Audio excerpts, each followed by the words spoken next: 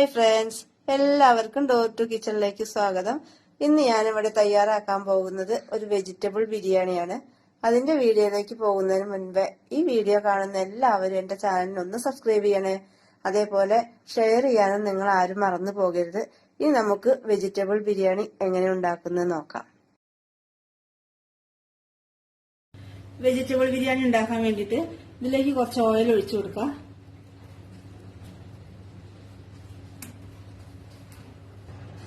ബിരിയാണിക്ക് വേണ്ടിയിട്ട് ഞാൻ 4 സവാള എടുത്തിട്ടുണ്ട്. ഇതിൽ നിന്ന് കുറച്ച് സവാള എടുത്തിട്ട് നല്ല ഗോൾഡൻ ഫ്രൈ ചെയ്തെടുക്കണം. അത് എണ്ണയിലേക്ക് ഇട്ട് കൊടുക്കുകയാണ്.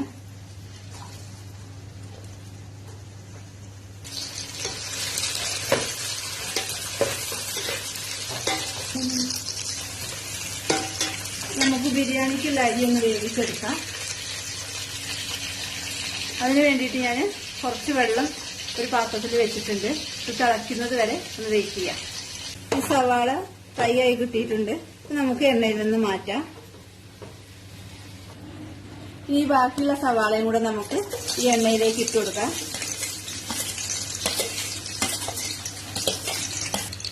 ഈ സവാള ഒന്ന് പെട്ടെന്ന് വഴന്ന് കിട്ടാൻ വേണ്ടി ഇതിലേക്ക് കുറച്ച് ഉപ്പ് ഇട്ട് കൊടുക്കാം. ഈ സവാള നമുക്ക് വഴറ്റിയെടുക്കാം.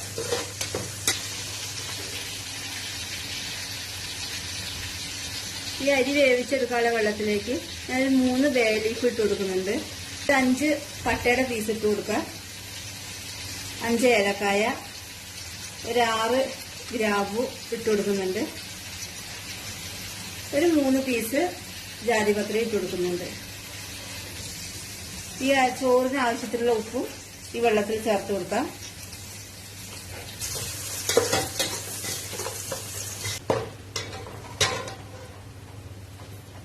ഈ സവാളയിലേക്ക് ഒരു 3 ടീസ്പൂൺ മല്ലിപ്പൊടി ചേർത്ത് കൊടുക്കാം. 2 ടീസ്പൂൺ ബിരിയാണി മസാല ചേർത്ത് കൊടുക്കാം. 1/2 ടീസ്പൂൺ മഞ്ഞൾപ്പൊടി ഇതിലേക്ക് ഇട്ട് കൊടുക്കാം. 1/2 ടീസ്പൂൺ മുളക് പൊടി ഇട്ട് കൊടുക്കാം. ഒരു 1/2 ടീസ്പൂൺ ഗരം മസാലയും കൂടെ ഇതിലേക്ക് ചേർത്ത് കൊടുക്കാം. ഇതെല്ലാം കൂടെ ഇതിൽ മിക്സ് ചെയ്ത് കൊടുക്കാം. ഇത് മിക്സ് ചെയ്യുന്ന സമയത്ത് ഞാൻ ലോ ഫ്ലെയിമിലാണ് വെച്ചിട്ടുള്ളത്. അല്ലാന്നുണ്ടെങ്കിൽ മസാലകളെല്ലാം കരിഞ്ഞു പോകും. ഈ ഉള്ളി വഴറ്റിയിലേക്ക് കുറച്ച് ഗ്രീൻ പീസ് ഇട്ട് കൊടുക്കുന്നുണ്ട്. ഇത് പച്ച ഗ്രീൻ പീസാണ് ഞാൻ എടുത്തിട്ടുള്ളത്. നിങ്ങൾ എടുക്കുന്ന സമയത്ത് ഉണങ്ങിയ ഗ്രീൻ പീസ് ആണെങ്കിൽ വെള്ളത്തിലിട്ട് കുതിർത്തി ഒന്ന് ചെറുതായിട്ട് വേവിച്ചെടുക്കണം.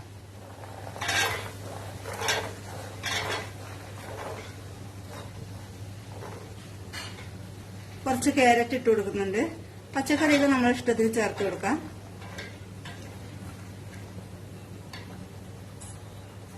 കുറച്ച് ബീൻസും കൂടെ ചേർത്ത് കൊടുക്കുന്നുണ്ട്. കുറച്ച് കോളിഫ്ലവറും കൂടെ ഇതിലേക്ക് ചേർത്ത് കൊടുക്കാം. കോളിഫ്ലവർ ഞാൻ തിളച്ച വെള്ളത്തിൽ മഞ്ഞപ്പൊടി ഇട്ട് അതിൽ കഴുകിയെടുത്തതാണ്. ഇതിലേക്ക് ആവശ്യമുള്ള ഉപ്പ് ചേർത്ത് കൊടുക്കാം. പച്ചക്കറിക്ക് ആവശ്യമുള്ള ഉപ്പാണ് ചേർത്ത് കൊടുക്കുന്നത്. 2 ടേബിൾ സ്പൂൺ ഇഞ്ചി വെളുത്തുള്ളി പേസ്റ്റും കൂടെ ഇതിലേക്ക് ചേർത്ത് കൊടുക്കാം. ഇനി നമുക്ക് ഈ പച്ചക്കറി ഒരു 5 മിനിറ്റ് ഒന്ന് വഴറ്റിയെടുക്കാം. ഒരു മീഡിയം ഫ്ലെയിമിൽ ഇട്ടിട്ട് വഴറ്റിയെടുത്താൽ മതി. അരി വേവിക്കാൻ വെച്ച വെള്ളം തിളച്ചിട്ടുണ്ട്. അതിലേക്ക് നമുക്ക് അരി ഇട്ട് കൊടുക്കാം. ഞാനൊരു 3/4 കിലോ ബസ്മതി അരി കഴുകി ഒരു 15 മിനിറ്റ് വെള്ളത്തിൽ കുതിർത്തിയെടുത്തതാണ്. അത് ഈ വെള്ളത്തിലേക്ക് ഇട്ട് കൊടുക്കാം.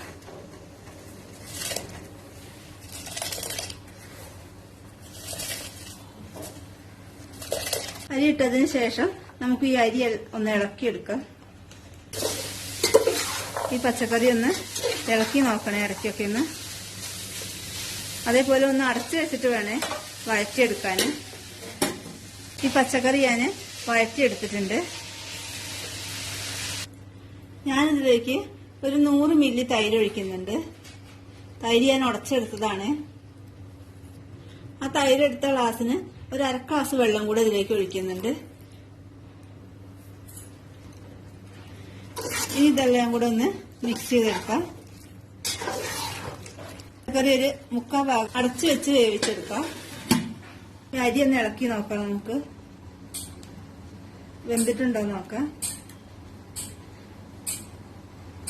വെന്തിട്ടില്ല, കുറച്ച് സമയം കൂടെ ഒന്ന് വേവിച്ചെടുക്കണം. ഒരുപാടൊന്നും അരി വെന്ത് കിട്ടണ്ട, ഒരു 3/4 ഭാഗം വെന്ത് കിട്ടിയാതി.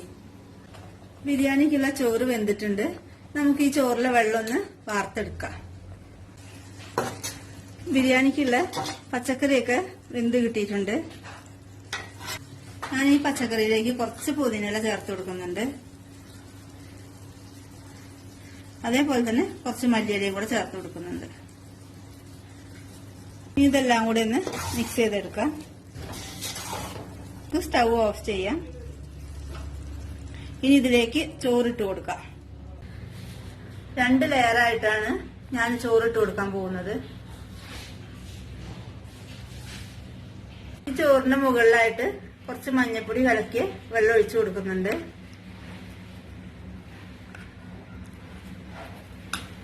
കുറച്ച് ബിരിയാണി മസാലയും ഇതിന് മുകളിലായിട്ട് വിതറി കൊടുക്കുന്നുണ്ട്. ഇതിലേക്ക് കുറച്ച് നെയ്യ് ഇട്ട് കൊടുക്കാം.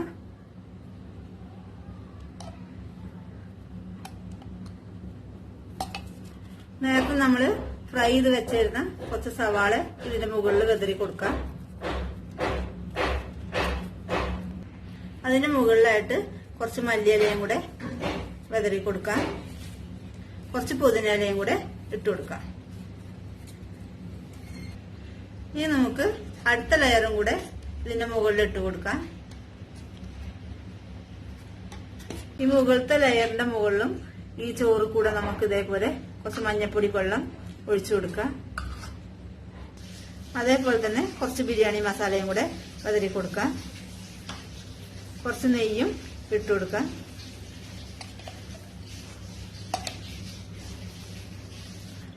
ഇനി ബാക്കിയുള്ള സവാളയും കൂടെ ഈ ചോറിന്റെ മുകളിൽ ഇട്ട് കൊടുക്കാം.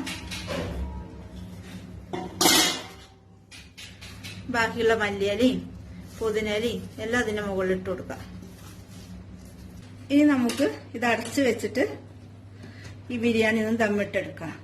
ഈ അടപ്പിന്റെ മുകളിൽ ഞാൻ ഭാരത്തിന് വേണ്ടിയിട്ട് കുറച്ച് വെള്ളം വെച്ചിട്ടുണ്ട്.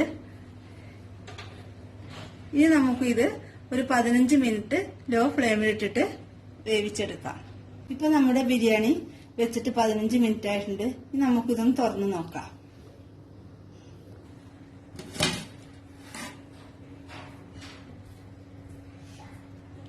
ഇനി നമുക്ക് ഈ ബിരിയാണി ഒന്ന് ഇളക്കി നോക്കാം.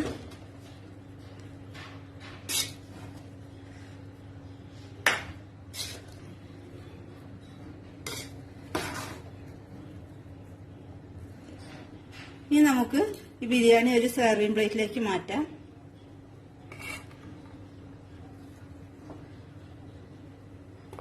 ഞാൻ ബിരിയാണി ഒരു സെർവിംഗ് പ്ലേറ്റിലേക്ക് മാറ്റിയിട്ടുണ്ട്. നമ്മുടെ ബിരിയാണി റെഡി ആയിട്ടുണ്ട്. നിങ്ങൾ എല്ലാവരും ഒന്ന് വീട്ടിൽ തയ്യാറാക്കി നോക്കണം. അതേപോലെ ഉണ്ടാക്കി നോക്കി അഭിപ്രായം അറിയിക്കും വേണം. ഇനി അടുത്ത വീഡിയോ കാണുന്നത് വരെ ബൈ ബൈ.